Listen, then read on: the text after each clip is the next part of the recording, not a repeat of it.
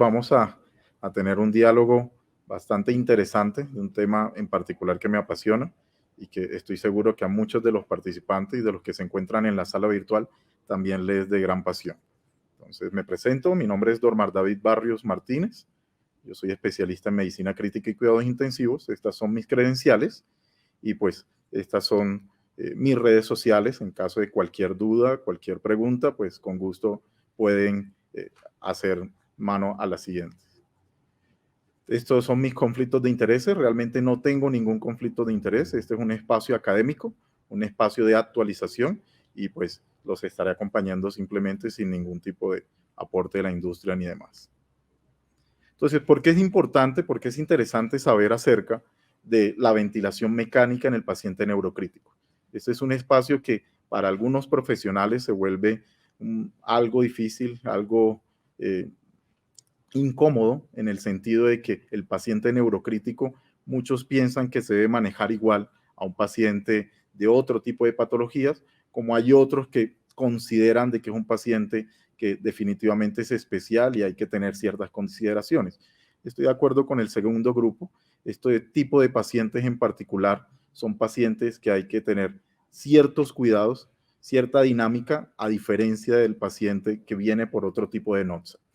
¿Por qué es importante el paciente neurocrítico? Porque son pacientes que, según el área de cerebro que se encuentra comprometida, van o no a concursar con una falla ventilatoria. ¿Cuáles áreas del cerebro son importantes a tener en cuenta? Las áreas que tienen que ver con el nivel de conciencia, las áreas que tienen que ver con la respiración y las áreas que tienen que ver con trastornos de la deglución. Se ha sabido que el nivel de conciencia, estas áreas vienen siendo el tálamo, el sistema límbico y la formación reticular, como vemos acá en la imagen. Con respecto a la respiración, vemos que el centro respiratorio, el puente y la médula tienen el papel principal en este aspecto. Y con respecto a trastornos de la deglución, la médula y el tronco encefálico.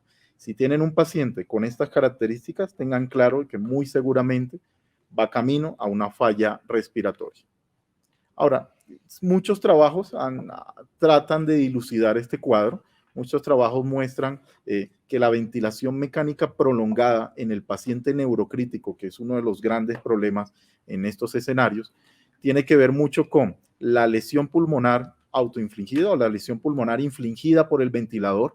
Muchos de ellos pueden concursar con SDRA, secundario a la NOTSA neurológica. La gran mayoría de ellos pueden concursar con neumonía asociada a la ventilación y un grupo en particular puede también estar con edema pulmonar neurogénico. ¿Por qué es importante esto? Estos pacientes que cursan con SDRA, la gran mayoría de ellos, por una teoría que más adelante estaremos revisando, la teoría del doble hit, pueden llevar a una hipertensión endocraniana. Esta hipertensión endocraniana compromete el patrón respiratorio de estos pacientes, provoca mayor edema cerebral, mayor inflamación, y esto es lo más importante a tener en cuenta. El daño que puede haber a nivel cerebral, las lesiones a nivel de ciertas estructuras como el hipocampo, tenemos solo 24 horas para diagnosticar y comenzar el tratamiento de estos pacientes. Por eso estos espacios académicos son interesantes y son importantes, porque de esto depende que estas 24 horas nosotros comencemos a tratar de la mejor manera a nuestro paciente.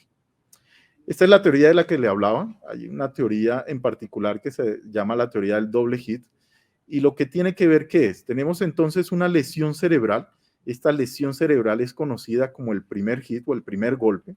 Este primer golpe va a desencadenar dos condiciones particulares. La primera es una tormenta de citoquinas, o la primera es esa teoría de la injuria blástica, en donde lo que va a haber es un aumento de la presión hidroestática vascular pulmonar, un aumento de la permeabilidad capilar pulmonar, pero además de eso, por otro lado, vamos a tener una reacción inflamatoria no solamente local, no solamente cerebral, sino también una reacción inflamatoria sistémica, con migración de neutrófilos hacia el pulmón, con unos macrófagos que no son del todo lo más óptimos, y además de eso, unas alteraciones a nivel del parénquima cerebral en lo que tienen que ver con los neumocitos tipo 2. ¿Qué va a suceder? Vamos a estar frente a un segundo hit. Este segundo golpe ya es un golpe localizado a nivel pulmonar y Si nosotros no somos conscientes o de pronto no somos capaces de ofrecerle al paciente ciertas características, volúmenes corrientes adecuados, un CO2 o una presión parcial de oxígeno adecuada o un PIB inadecuado, muy seguramente vamos a seguir insultando este cerebro y vamos a perpetuar el daño cerebral que ya inició. Existe una teoría también muy interesante y es la interacción que hay entre el cerebro y el pulmón, más allá de estos dos golpes o este hit. Esta interacción se enmarca en todo lo que tiene que ver con el sistema nervioso autónomo, el sistema nervioso simpático, y tiene mucho que ver con procesos neuroinflamatorios que van a llevar a que todo este insulto se siga perpetuando.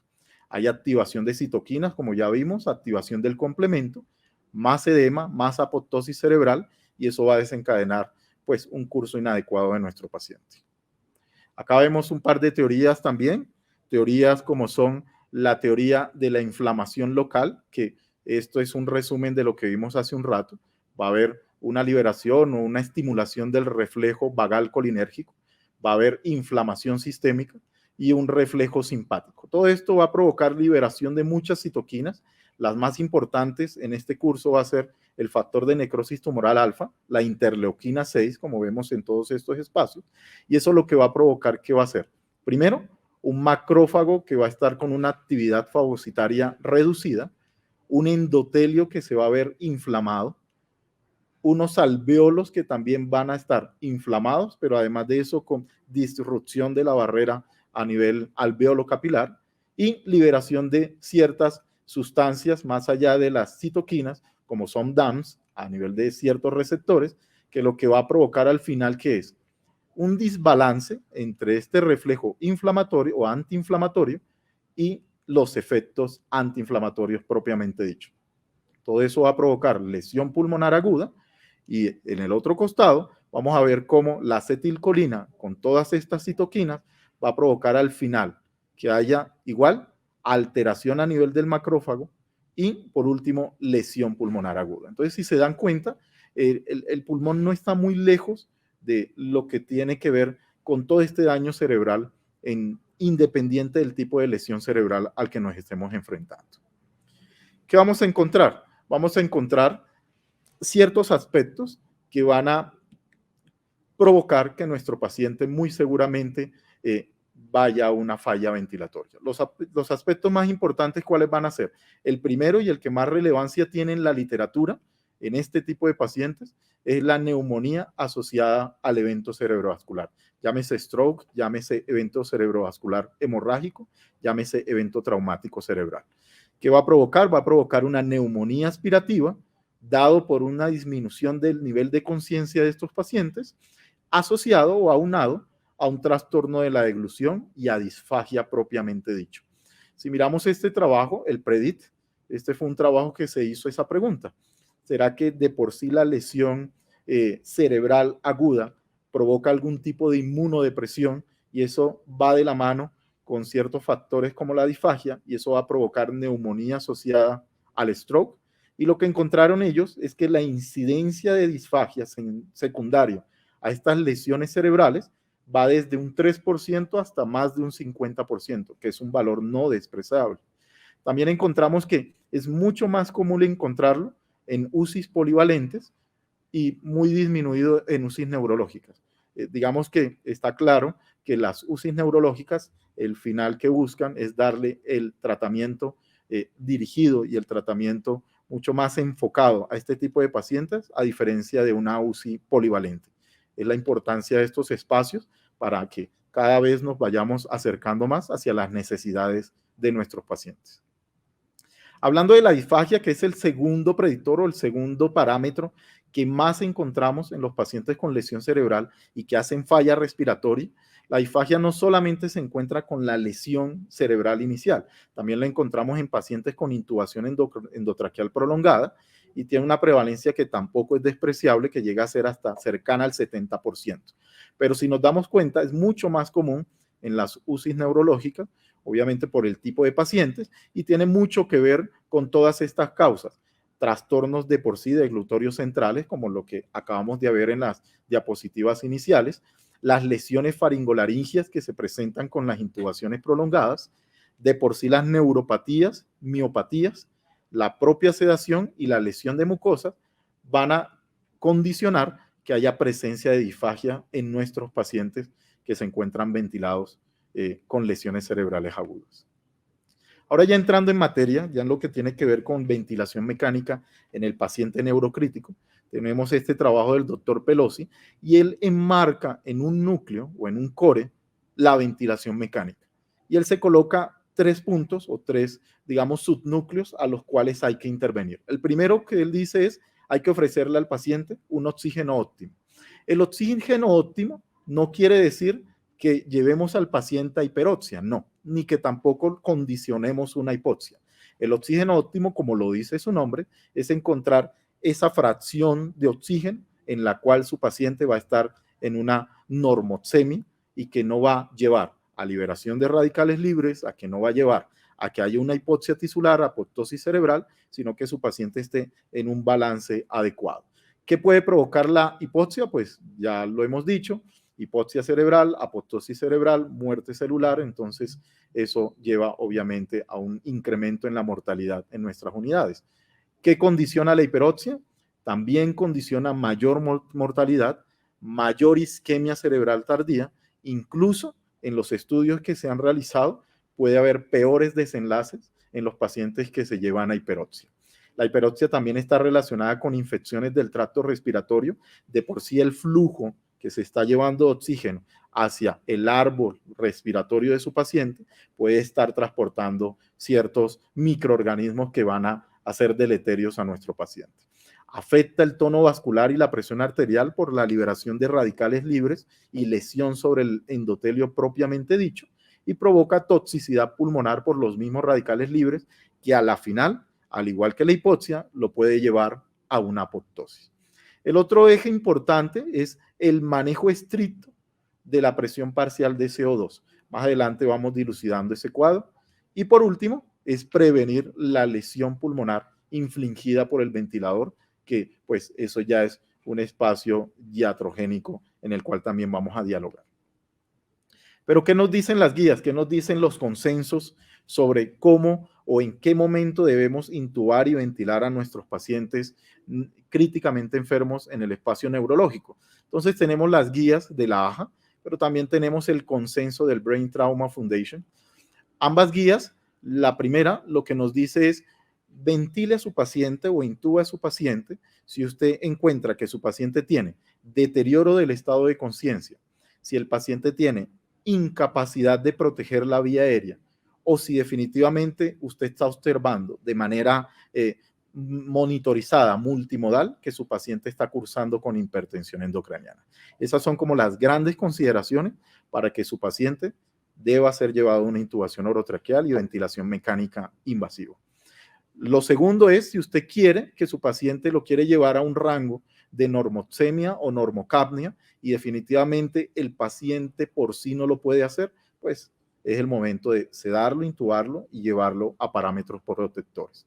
Si usted lo que busca es monitorizar de forma continua la oxigenación, llámese no solamente oxigenación sistémica, sino cerebral de su paciente, pues también debe ofrecerle el espacio de la ventilación mecánica invasiva.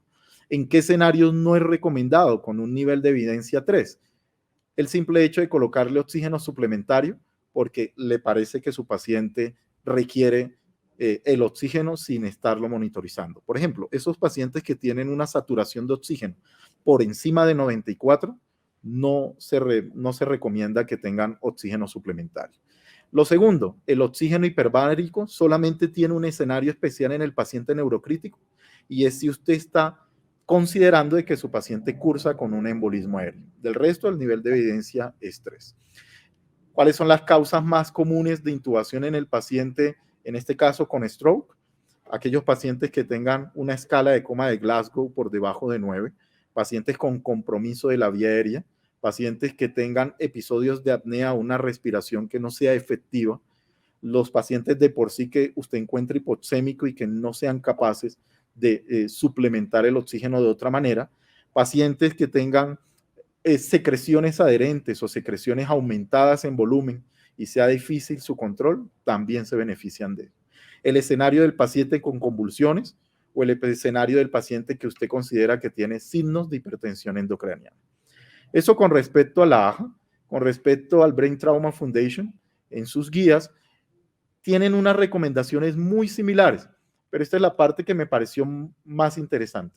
Si usted considera que su paciente neurocrítico requiere ventilación mecánica no invasiva, garantícele como mínimo alguna forma de monitorización del metabolismo de oxígeno cerebral o sistémico, mediante una presión arterial de oxígeno con gases arteriales. Si tiene la posibilidad de medir el oxígeno cerebral localizado o regional con la PTIO2 o con la saturación de oxígeno del golfo de la yugular. Lo ideal, según el Brain Trauma Foundation, es que usted tenga una monitorización multimodal y que pueda tener todos. En otro escenario, ya en el escenario de que usted decide que su paciente merece la intubación orotraqueal y la ventilación mecánica invasiva, esta es una propuesta americana de la Sociedad Americana de Neurocritical Care, en donde ellos tienen un curso. Este curso es de emergencias neurológicas, digamos que es un símil al ACLS, en este caso es el NLS, y se divide en varios algoritmos. Estos algoritmos, hay algoritmos de hipertensión endocraniana, hemorragia subaracnoidea. En este caso es de manejo de la vía aérea, ventilación y sedación en el paciente con una emergencia neurocrítica. No me voy a detener mucho acá. Lo importante de este cuadro, lo relevante de este algoritmo, son las metas que ellos proponen en el paciente neurocrítico. Entonces ellos proponen, lleve de meta si ya ventiló a su paciente a una saturación de oxígeno mayor del 94%. Llévelo a un pH que esté alrededor de entre 7.3 a 7.4. Importante esta parte. Muchas escuelas, muchos autores, digamos, en otras épocas antiguos, consideraban la hiperventilación para todos los pacientes. Ya nos dimos cuenta, y más adelante hablaremos, de que la hiperventilación no es idónea. Hay unos escenarios especiales para hiperventilación, y esos escenarios son, digamos que ya el final, cuando se ha desgastado todas las alternativas, en un escenario muy ominoso, en los síndromes de herniación cerebral. ¿Listo? Y por último, tienen ciertas consideraciones de prevenir volúmenes corrientes muy ultraprotectores por todo lo que tiene que ver con la recaptación de CO2 y el acúmulo de CO2, y que la PIB en lo posible esté por encima de 5, sin avanzar más allá de los parámetros de ventilación protector. Con respecto a este escenario que vemos acá, una de las recomendaciones que también tiene la NLS es: si usted considera que su paciente tiene sospecha de lesión cervical, siempre es importante que se haga bajo videolaringoscopia y a dos manos, con dos especialistas o con dos médicos con entrenamiento de vía aérea para poder intubar a este paciente. Entonces viene la siguiente pregunta. Si estamos hablando de que la hiperoxia es uno de los escenarios que no buscamos en el paciente neurocrítico, ¿qué hacemos con la preoxigenación? Pues es una zona gris, en la que, digamos, poco han documentado algunos autores. Lo que sí es relevante es que un periodo de preoxigenación buscando una saturación de oxígeno por encima de 95 no va a ser deleteria en las primeras horas de la lesión cerebral. Diferente a que usted mantenga a su paciente en hiperoxia durante el continuum del tiempo. Las primeras horas usted puede llevar la ligera hiperoxia buscando desnitrogenización, ya sea con cualquiera de estos dispositivos. Aquí vemos cómo hay diferentes dispositivos y cuál es la meta de FiO2 que pueden tener cada uno de ellos. Vemos cómo la máscara de no reinhalación lleva una FiO2 de casi alrededor de 57%, el BBM con sello más del 80%, la ventilación mecánica no invasiva más del 90%, y la cánula de alto flujo obviamente depende de la FiO2 que usted programe y del flujo que también usted le vaya programando. Y vemos cómo en los pacientes con una fisiología normal, con un parénquima pulmonar adecuado, vemos cómo el cambio es importantísimo con solamente ofrecerle, aquí en letras rojas, viene siendo con BBM una FiO2 mayor del 80%. Claro que si se va al escenario del SDRA o el paciente críticamente enfermo con lesión pulmonar, pues pues el rendimiento va a ser mucho menor. Entonces viene uno de los espacios que más debate crea en la comunidad, y es cómo voy a manejar el CO2 de mi paciente. Si usted me está diciendo que hay que manejarlo con volúmenes corrientes bajos, muy seguramente va a retener más CO2, va a provocar más aumento del flujo sanguíneo cerebral y se va a deteriorar más nuestro paciente. Nuevamente, la evidencia es poca. ¿Por qué? Porque aquí lo estoy dejando en claro. Muchos de los clinical trials o de los estudios bien realizados en el mundo, el primer criterio de exclusión es paciente neurológico, paciente con lesión traumática cerebral o lesión isquémica o cualquier escenario del paciente neurológico son excluidos de la gran mayoría de los clinical trials. Entonces hay pocos trabajos que tienen implicaciones desde el punto de vista operativo de intervención en lo que tienen que ver con estas variables. Entonces, ya teniendo claro de que tenemos una evidencia muy escasa, este artículo es bastante interesante de la doctora Borsellino, donde se puso en la tarea de buscar cuáles eran las consideraciones más interesantes o más importantes que yo necesito responder en mi paciente neurocríticamente enfermo. En lo que tiene que ver con el CO2, lo primero que encontraron en esta revisión sistemática es que hay que evitar la hiperoxemia y la hipercapnia. ¿Por qué? Porque estas dos condiciones van a provocar una lesión cerebral inducida, no inducida propiamente por el sistema de autorregulación de nuestro paciente, sino inducida por el clínico que no está compensando estas dos nopsis. Lo segundo, la presión arterial de CO2 o el CO2, el dióxido de carbono, es un poderoso determinante del flujo cerebral. Y lo vemos aquí en esta imagen. Vemos aquí en este diagrama como en el eje de las ordenadas está el flujo cerebral, el flujo sanguíneo cerebral, y en el eje de las abscisas está la presión arterial de CO2. Vemos cómo tiene un componente particular en donde el aumento exponencial del CO2 va a aumentar el flujo sanguíneo cerebral, y eso se ve aunado o se ve con una repercusión sobre la presión intracraniana de nuestro paciente. Entonces está claro que un CO2 elevado es un poderoso vasodilatador que aumenta el flujo sanguíneo cerebral, y cuando nos vamos hacia la hipocapnia, lo que es un poderoso vasoconstrictor que disminuye el flujo sanguíneo cerebral, hipoxia cerebral, apoptosis cerebral y muerte celular. Y aquí lo vemos. Vemos como en esta revisión sistemática la doctora Borsellino lo que considera es la hiperventilación puede llegar a ser más deleteria, puede provocar vasoconstricción, disminución del flujo sanguíneo cerebral, hipoxia tisular, alteraciones en la compliance cerebral, y eso va a provocar que haya muerte celular. Entonces, en lo posible, lo que debemos nosotros garantizar en nuestro paciente neurocrítico es que haya una normocapnia y una normoxemia para que no haya todas estas alteraciones sobre el parénquima. Este es otro trabajo, uno de los pocos trabajos que sí se puso en la tarea de mirar si la ventilación protectora realmente es protectora en nuestros pacientes neurocríticos o en los pacientes con lesión cerebral, en el grupo de trabajo del BBILI. El grupo del trabajo del BBILI que hicieron, este es un estudio multicéntrico, 749 pacientes, los cuales dividieron el 36% de estos pacientes, fue un grupo de no intervención o preintervención, y el 46% del grupo llevaron a intervención. ¿Cuál fue la intervención? Estos parámetros. Volúmenes corrientes por debajo de 7 cc por kilo de peso ideal, una PIP que no sobrepasara de 8 centímetros de agua, una presión plató que no estuviera por encima de 25. Con frecuencias respiratorias bajas buscaban disminuir el mechanical power y miraron el mechanical power. Y lo que encontraron, ¿qué fue? Si miramos en esta gráfica de Kaplan-Meier, en la línea roja estamos el grupo de pacientes, el 46% que recibió la intervención, y en la línea azul vemos el paciente que simplemente tuvo recomendaciones o el manejo habitual según este grupo. ¿Qué encontraron? Encontraron que había mejoría en días libres de ventilación mecánica, como vemos aquí en la imagen, hacia el día 40-50 hubo liberación, y vemos que además de eso también hubo disminución de la mortalidad. Si vemos en el grupo que no se siguieron las recomendaciones, se mantuvo hasta más allá de los 90 días la ventilación mecánica. Así que en este trabajo la ventilación protectora tuvo ciertas, beneficios en el paciente neurocrítico.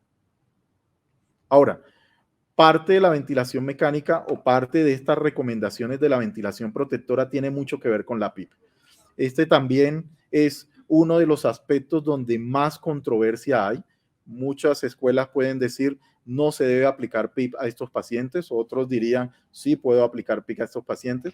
Entonces, en esta revisión, en esta misma revisión de la literatura de la doctora Borsellino, se hicieron esa misma pregunta. ¿Puedo colocarle PIC a mi paciente o definitivamente debo dejarlo hacia un lado? Entonces, cuando hablamos de la presión expiratoria al final de la expiración, esta PIC puede provocar hiperinsuflación alveolar. Al provocar hiperinsuflación alveolar, va a provocar que haya aumento también de la presión arterial de CO2. Esto puede ser un escenario deleterio en el paciente críticamente enfermo y en el paciente neurocrítico. Ahora, el otro escenario, y lo que ellos encontraron en esta revisión, es que cuando la PIC o la presión intracraniana se mantiene constante, es el escenario en donde la PIP está causando reclutamiento alveolar. O sea, si usted no se va al escenario de la hiperinsuflación alveolar, retención de CO2, la PIP puede ser una estrategia benéfica para oxigenar a su paciente. Pero cuando usted está provocando que haya reclutamiento sin cambios en el CO2 y con una presión intracraniana constante, ese escenario es completamente seguro. Ahora, tenemos en el lado de la derecha el Stress Index. El Stress Index es un índice, como lo dice su nombre, a la cabecera del paciente, en donde buscamos saber si estamos sobredistendiendo a nuestro paciente o si falta todavía reclutamiento de esas unidades alveolares. Obviamente es claro asegurar, este Stress Index no está validado en el paciente neurocrítico. Hay pocas intervenciones en donde usted puede titular PIP en el paciente neurocrítico. Por lo que les acabo de decir, muchos de los clinical trials y de los trabajos pasan a un lado al paciente críticamente enfermo desde el punto neurológico, pero digamos que esta es una intervención segura en lo que respecta a su trabajo. ¿Y en qué consiste el Stress Index? Nos vamos hacia la curva de presión-tiempo y tenemos la curva de flujo-tiempo. Lo que vamos a buscar es, mediante sea un papel o una regla, colocarlo sobre la curva de presión-tiempo al punto exacto donde está la mitad del flujo, de la entrega del flujo, y lo que vamos a buscar es estas tres imágenes. Estas tres imágenes, la primera, digamos que es el escenario normal, en donde el Stress Index es calculado como 1. Cuando estamos frente al escenario de sobredistensión, el Stress Index va a ser calculado como mayor de 1 y vamos a ver esta concavidad. Y cuando el Stress Index está menor de 1, lo que va a haber es falta de reclutamiento. Entonces, es barato, es sencillo y no va a provocar tanto daño en nuestro paciente neurocrítico. Siguiendo hablando un poco de la PID, pues es uno de los espacios donde más discusión hay de los autores. Tenemos estos tres trabajos. Estos dos primeros trabajos llegan a la siguiente conclusión. Usted puede utilizar PIP o puede utilizar presión al final, presión expiratoria al final de la ventilación, cuando usted garantiza que el estado hemodinámico de su paciente o el estado, digamos, volumétrico de su paciente está garantizado, está euvolémico su paciente, teniendo en cuenta que la tensión arterial media se encuentra en unos rangos adecuados. En ese espacio, usted puede utilizar PIP sin ningún problema. Ahora, el otro escenario seguro es cuando usted tiene una presión intracraniana que sea mucho más alta que el valor de PIP que usted le está colocando a su paciente. Por ejemplo, si tiene una presión intracraniana en 15, sabe que su punto al máximo que puede llegar es por debajo de 15 de PIP ajustado a la ventilación de su paciente. Esos son los dos escenarios en donde estos dos trabajos, el de Nogueira y el de Maceo, consideran que es posible colocar PIP a nuestro paciente. Ahora, este último trabajo, el trabajo de Pelosi, que es uno de los autores que más habla sobre ventilación en paciente neurocrítico, él sí tiene una consideración la cual hay que excluir, y es, si usted sabe que su paciente tiene claro que su paciente tiene una sobredistensión alveolar, en lo posible, mantenga ese pulmón en reposo y no le coloque PIP a su paciente o colóquele un PIP bajo, porque muy seguramente al sobredistenderlo, lo que va a provocar es que haya más lesión a nivel cerebral. Eso con respecto a Pitt, creo que quedó claro en ese sentido. Ahora, en lo que tiene que ver con maniobras de reclutamiento alveolar, que es otro escenario también en los que muchos autores no llegan a una conclusión. Este trabajo de Nemer es un trabajo pues relativamente antiguo, es del 2011, pero lo mismo, él se colocó en la tarea de mirar si las maniobras de reclutamiento alveolar sobre pacientes con hemorragia subaracnoidea, pero que concursaban con SDRA, mejoraban en algo la oxigenación de nuestros pacientes. Entonces, los hallazgos que tuvieron fueron muy interesantes. Lo primero es que la PIC puede aumentar en los pacientes que se llevan a maniobras de reclutamiento alveolar porque va a haber un compromiso en el retorno venoso yugular. O sea, al usted tratar de llevar su paciente a maniobras de reclutamiento, lo que hace es que disminuye el retorno venoso yugular hacia la aurícula derecha y eso va a provocar aumento en la presión intracraniana de su paciente. Lo segundo es que encontraron que hay una correlación directamente proporcional entre la presión expiratoria, la presión expirada al final de la expiración y la presión intracraniana. ¿Eso qué quiere decir? Que al aumentar la PIP va a aumentar la presión intracraniana. Y hay una correlación indirectamente proporcional entre la PIP y la presión de perfusión cerebral. Recordemos que pues la teoría inicial, y que eso ya viene en gran debate, es que la presión de perfusión cerebral depende de la tensión arterial media y de la PIC. Entonces, si usted tiene muy seguramente una presión intracraniana elevada, si usted está colocando PIP a su paciente, eso va a disminuir la presión de perfusión cerebral.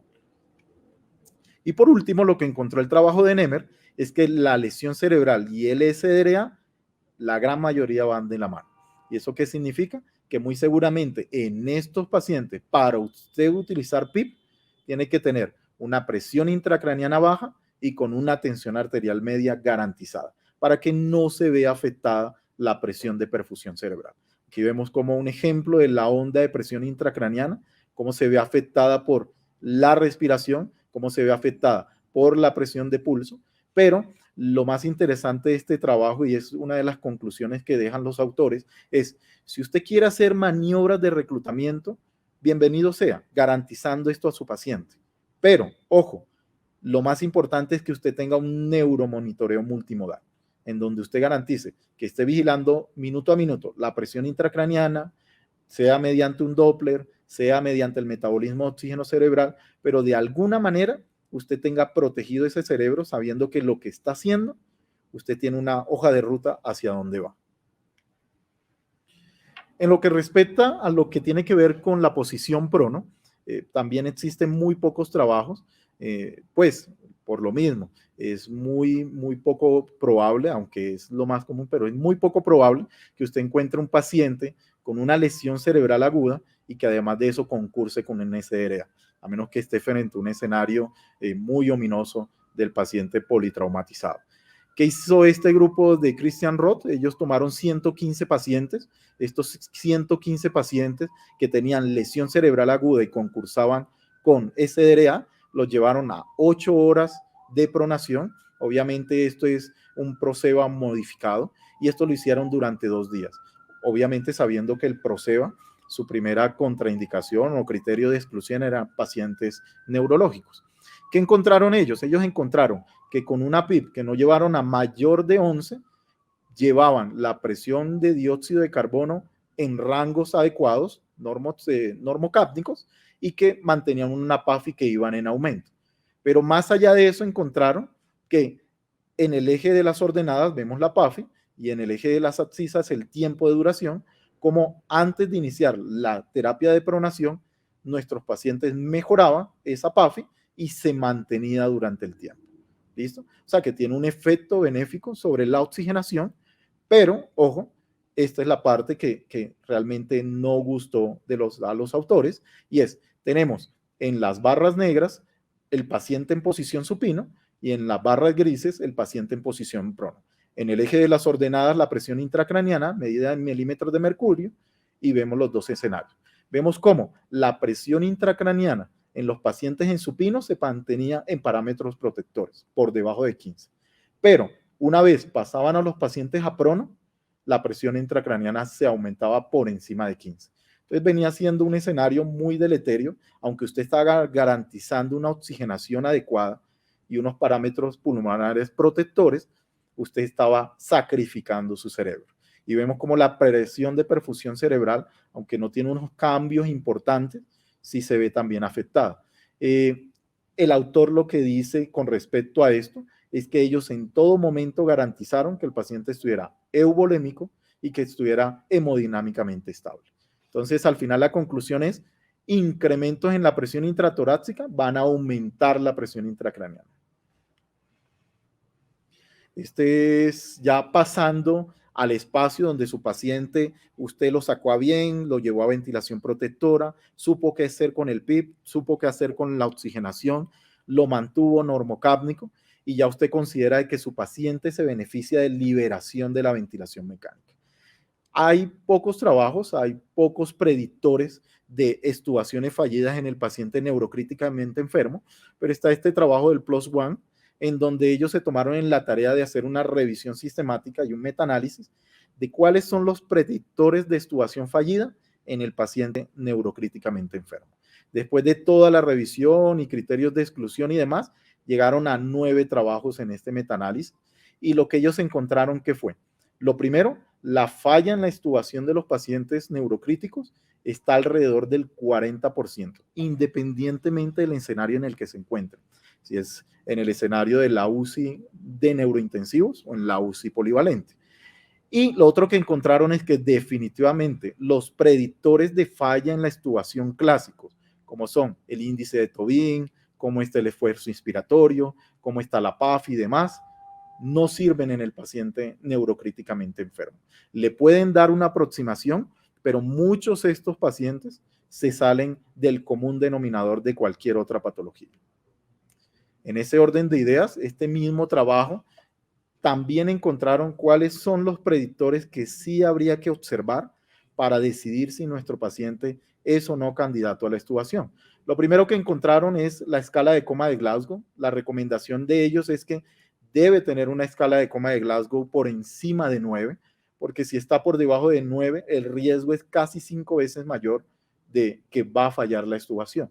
Más adelante vamos a hablar sobre la escala de coma de Glasgow y cuáles son las limitantes que tiene. Lo segundo importante, que su paciente siga órdenes. Si su paciente sigue órdenes, lo más seguro es que a nivel central hay cierta, digamos que, variabilidad en lo que tiene que ver con la conducción y con las órdenes sencillas y su paciente seguramente va a ser favorecido con la extubación. Tercero, la textura y el volumen de las secreciones. Entre más adherentes, entre más volumen de secreciones haya, muy seguramente su paciente neurológico críticamente enfermo va a fallar la extubación. Y por último, el reflejo nauseoso. Si está presente el reflejo nauseoso, muy seguramente su paciente va a salir adelante en lo que tiene que ver con la extubación. Ahora, en lo que tiene que ver con la escala de coma de Glasgow, tiene ciertas deficiencias. Y lo primero es que nuestros pacientes en la unidad de cuidado intensivo neurocrítico son pacientes que tienen pérdida del componente verbal de la escala de coma de Glasgow. No hay forma de valorarlos en estos pacientes. Se ha creado, este es un artículo de revisión del Continuum del doctor Ravistein, en donde viendo este problema que tiene la escala de coma de Glasgow, sacaron un score, sacaron un puntaje verbal predicho de la escala de coma de Glasgow. ¿Cuál es el objetivo de él? Él lo que dice es, calcule cómo está la escala en su puntaje motor en la escala de coma de Glasgow y, por ejemplo, en nuestro paciente está en 4 y vaya hacia la apertura ocular. ¿Cómo está la apertura ocular de su paciente? Está en 3. Muy seguramente la escala verbal predicha de su paciente va a ser 2. Obviamente, vuelvo y le repito, para que quede claro, esta no es una escala validada en el paciente críticamente enfermo.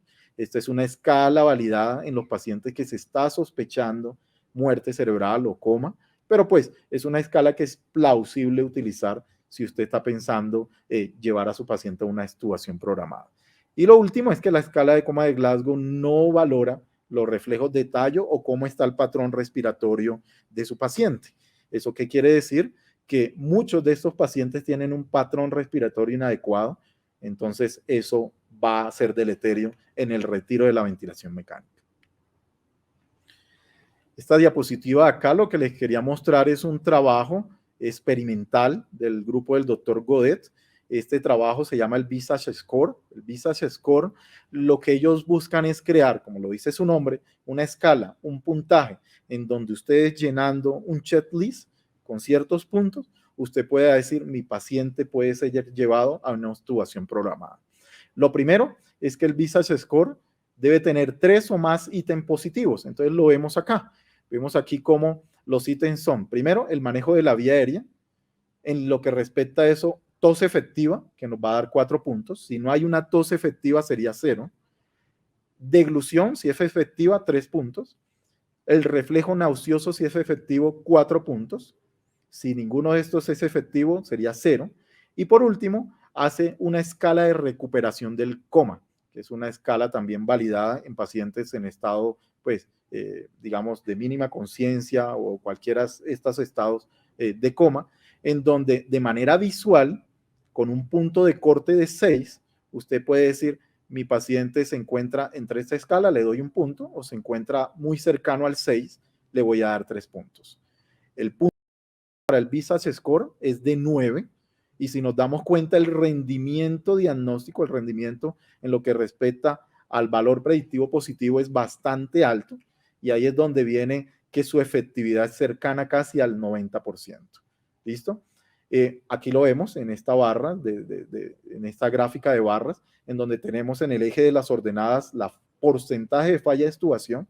Vemos como un Visage Score por debajo de 9, más del 60% fallan en la extubación, y con un Visage Score por encima de 9, solamente un 20% falla en la extubación.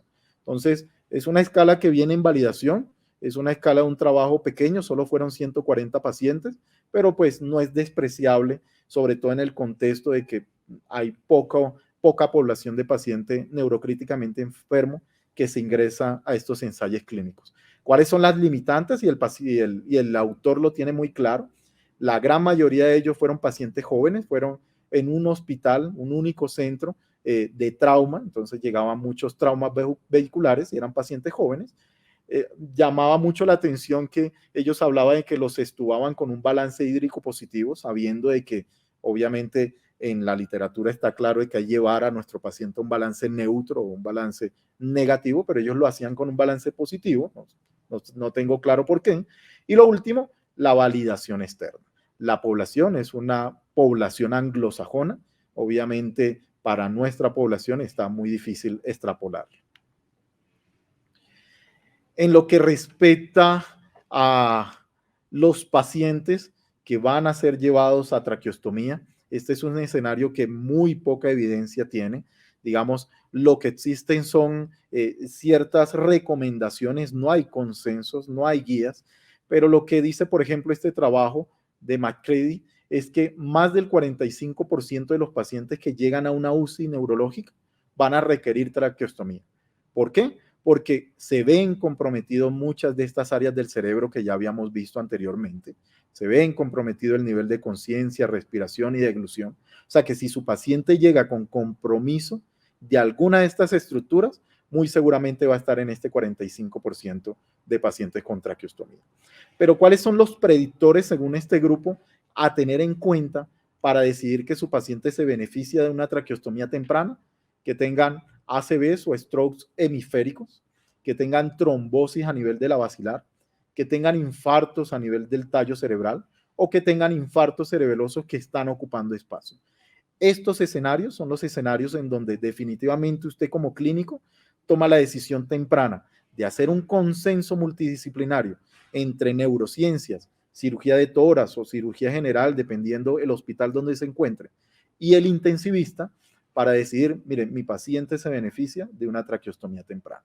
Esto es lo más importante, hay que hacer consensos multidisciplinarios y en cada clínica, cada hospital, crear esa guía para decidir en qué momento su paciente se beneficia de traqueostomía.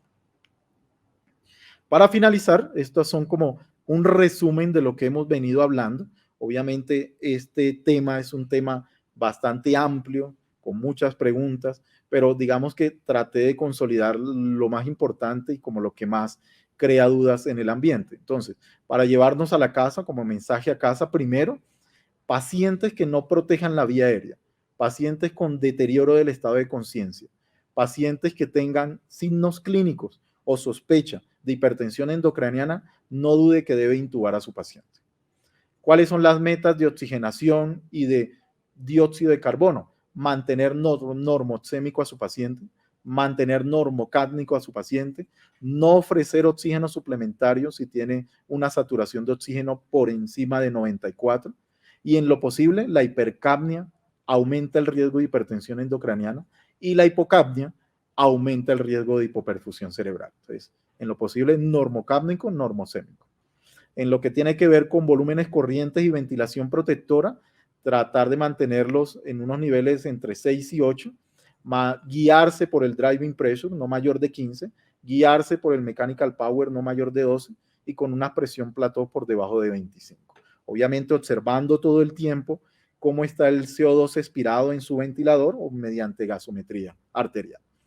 Lo que tiene que ver con la PIP, recordar, la PIP no es deleteria mientras usted garantice su paciente tenga eubolemia, garantice que su paciente esté hemodinámicamente estable, que la PIP no golpee o no lastime todo lo que tiene que ver la interacción pulmón-corazón, y que además de eso, si usted ve que está sobredistendiendo a su paciente con la PIP, retiren lo posible algunos puntos de esa PIP porque muy seguramente va a ser deleterio. En lo que tiene que ver con estrategias de reclutamiento alveolar, en lo posible no realizarla, ya vimos los trabajos. Muchos de estos trabajos lo que muestran es que hay aumento de la presión intracraniana, más allá del beneficio de reclutamiento alveolar de los pacientes. Y aquí para finalizar, la posición prono, solamente utilícela si está frente a hipoxemia refractaria y definitivamente usted se lanza y usted se atreve, riesgo-beneficio, a tratar de salvar esos pulmones, afectando un poco pues, el cerebro, viendo cómo aumenta la presión intracraniana, pues lo posible no utilizarla. Solo y solo sí, si está bajo neuromonitoreo multimodal, para que usted no esté volando a ciegas y sepa qué está sucediendo en el cerebro de su paciente. En lo que tiene que ver con extubación, no hay ningún puntaje, no hay ningún score. El Visage Score tiene una población muy pequeña, muchas limitantes, se podría utilizar, pero lo importante en tener consideración es la parte clínica. Tiene secreciones adherentes, no es capaz de deglutir, no sigue órdenes, un Glasgow comprometido. Muy seguramente su paciente no se beneficia de extubación. Y por último, la traqueostomía. Crear consensos, crear guías, sentarse con los grupos de trabajo y definir de forma consensuada cuáles son las indicaciones para que su paciente sea traqueostomizado. Yo quisiera darle muchísimas gracias nuevamente al Departamento de Medicina Crítica y Cuidado Intensivo de la Fundación Santa Fe por este espacio.